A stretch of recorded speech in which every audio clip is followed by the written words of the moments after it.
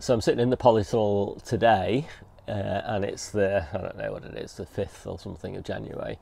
And it just got me thinking, what are the changes to the way that I garden in this Polytunnel for 2023? So I'm just going to run through them now on my iPad, so if I keep looking down, that's what I'm doing. So these are the sort of key lessons, I think, that I learnt in 2022. And some of those have been building over time. And so I didn't learn them all probably in 2022, but they kind of all solidified as drivers for change last year. So the first thing is the Polytunnel, it's really not as useful in summer as I previously thought it was going to be when I got it. I really thought about it as a place to grow in summer. And of course, actually, it's a really great place to grow in autumn, winter and spring. And then in summer it's a bit too hot, and there's only certain things that'll grow in here successfully, and basically they come down for me to be tomatoes, cucumbers and peppers, although peppers actually do better outside, and to some extent tomatoes do better outside as well. And as a result of that, I'm going to grow less tomatoes in here. So I'm going to grow 3/4 of my peppers outside and 1/4 of them in here, just the early batch. And I'm going to grow just my cordon tomatoes in here, mainly the ones that I'm growing for cooking, because the ones for eating fresh, I find they just taste better grown outside. So I'm going to go mainly tumbler outside in big pots on the patio, where we can kind of snack on them and pick them as required to put into salads and things like that. And as I say, just grow less tomatoes in here. Cucumbers though grow really nicely in here, so I'm going to grow most of my cucumbers in here and only 1 or 2 plants back home, again just for kind of fresh snacking.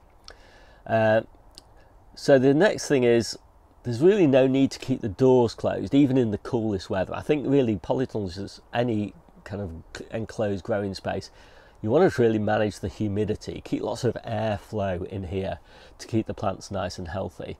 And I've always done that to some extent, but this year I've just done it more than ever before. And all I've done is, if it's going to be really, really cold in here, I've just put fleece down.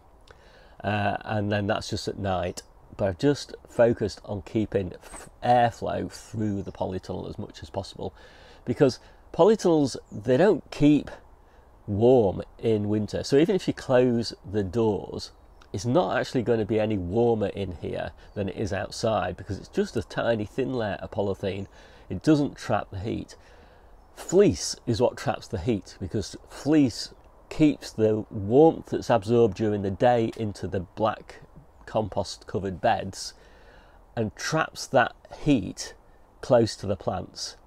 So the combination of a well ventilated polytunnel, warm in the day to trap the heat into the ground, and then fleece to hold the heat close to the plants at night, seems to be a much better strategy. So that's kind of the one that I've been pursuing.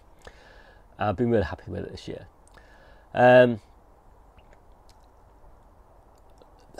said, the Polytunnel is by far the best growing environment that I've got in autumn, winter and spring for almost everything. I mean, it's just quite really noticeable that I don't get any plant losses through damp or anything like that. I get, just more light in here than there is in the low tunnels and the cold frames. It's just the best growing environment.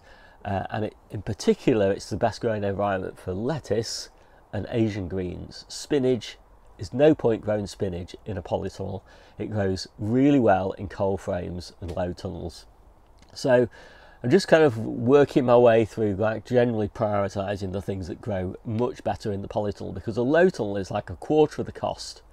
So, when I'm thinking about this big investment that I made in this polytunnel, I really want to use it only for the things that are the highest value crops and the ones that benefit the most.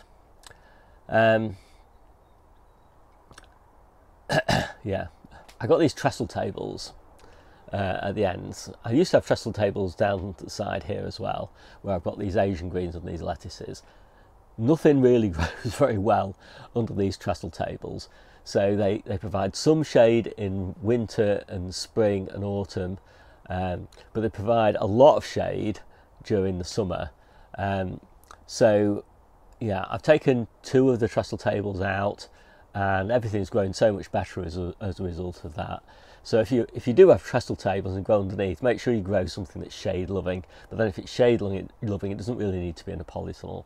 So what I'm going to do this year is I'm going to grow through the trestle table. So I'm going to grow underneath them, but I'm going to grow climbers. So I'm going to put cucumber plants in the centres underneath the trestle tables, and then kind of train them up around the edges and then up into the roof. So they don't really care that they are, because they're not really under the trestle table, it's only the roots that are under the trestle tables.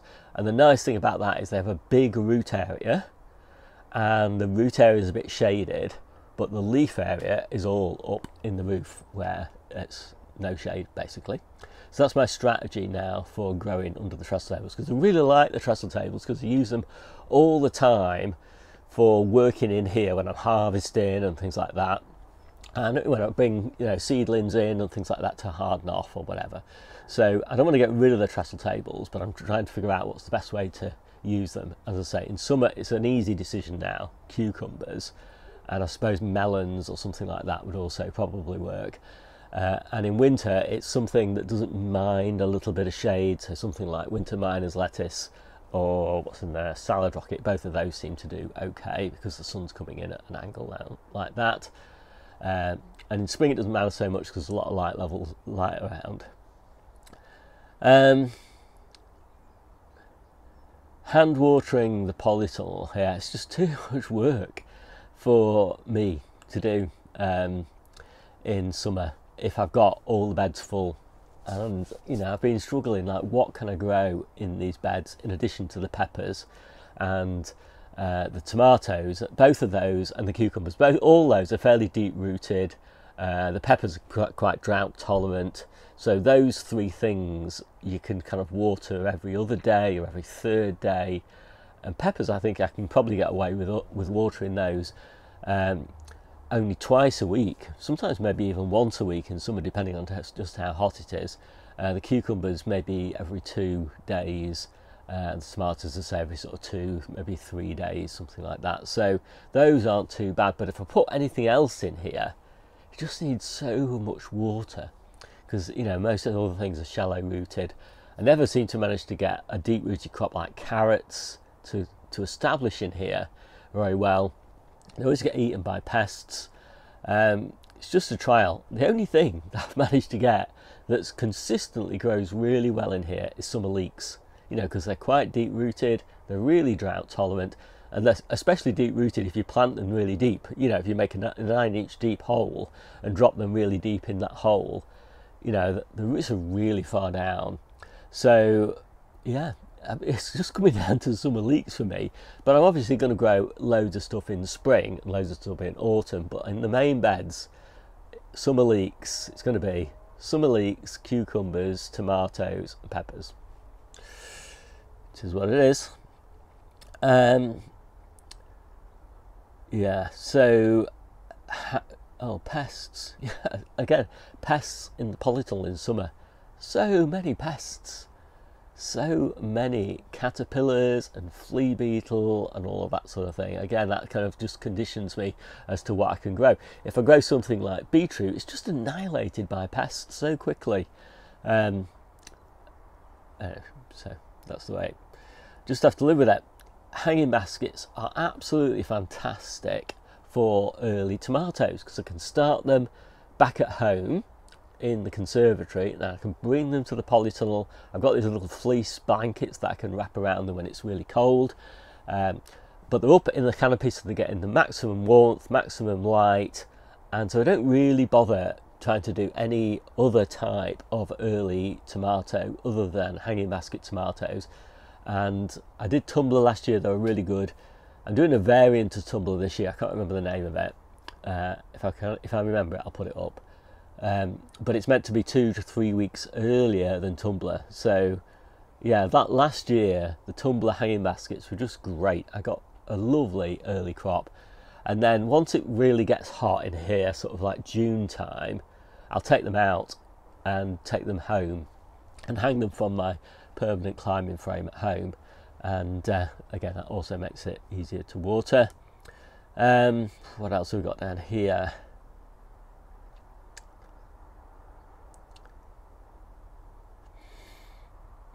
yeah, don't water the polytunnel in winter.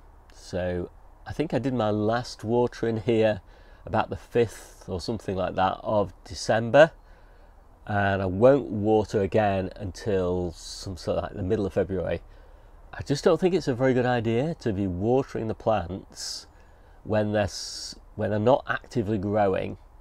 So if you get any kind of fungal infections like starting to take hold, the plants have got no kind of immune response to fight back against them, against those molds or whatever.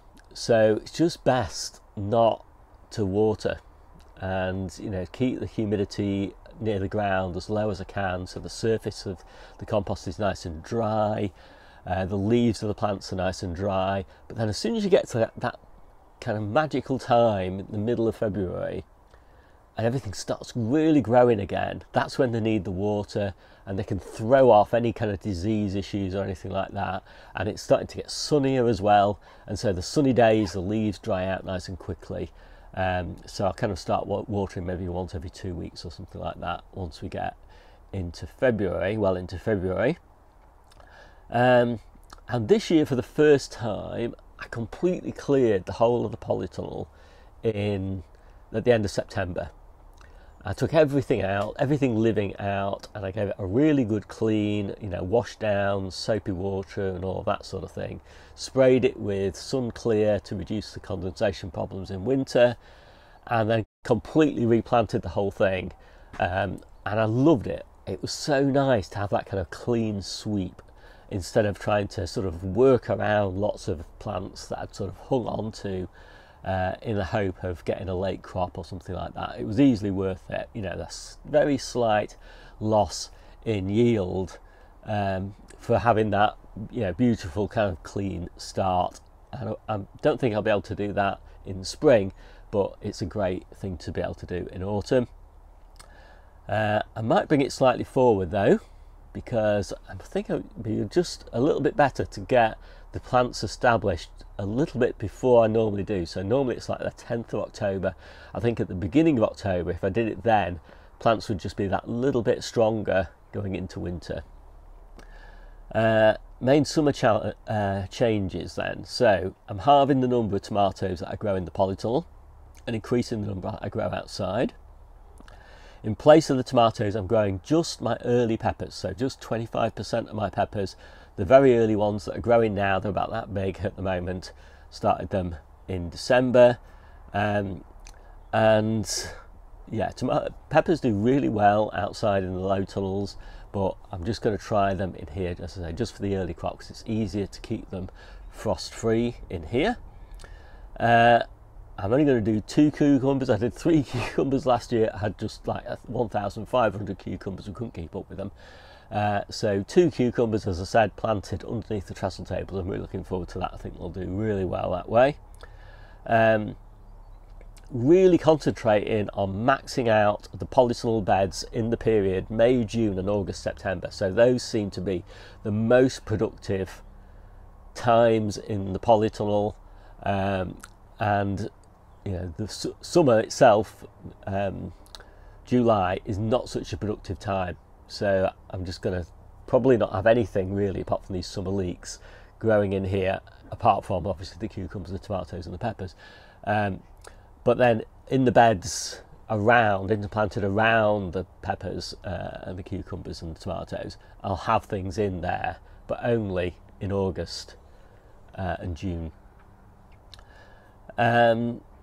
I'm going to try installing gravity-fed drip from these, you can probably see them at the back there, those big water butts, to reduce the amount of watering that I need to do by hand in summer.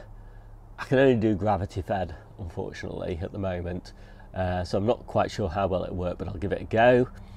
And as I said, I'm going to do more hanging basket tomatoes than I did last year, but I'm going to move them outside as soon as the weather warms up enough, again because of the watering. Winter changes, focus the tunnel 100% on growing salad ingredients. So I really you know, salad ingredients are the best thing to grow in a polytunnel, I think. Everything else you can grow outside in cold frames, low tunnels, and just outside. And salad ingredients just take a long time to harvest, and so it's just really nice to be able to harvest them in the sort of relative warmth and dry of the polytunnel.